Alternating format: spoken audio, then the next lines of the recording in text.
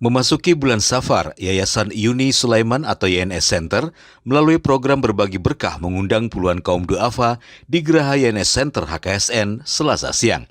Di sini sang founder Yuni Abdi Nur Sulaiman didampingi sang istri memberikan paket sembako dan santunan kepada mereka yang rata-rata lansia.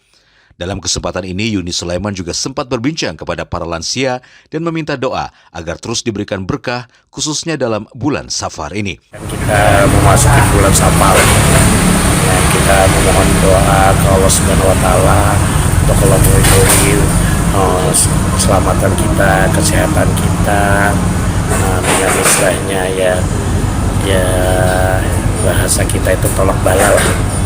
Untuk bulan Safar, yang mana bulan Safar ini kan bulan panas ya.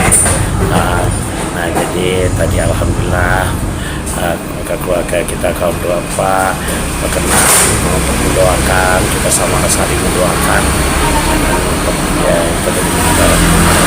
Allah Subhanahu Wa Taala. Memang misi kita semua untuk bersama berbuat baik, ya bagaimana kita saling membantu, saling gandeng tangan lah, saudara-saudara yang membutuhkan.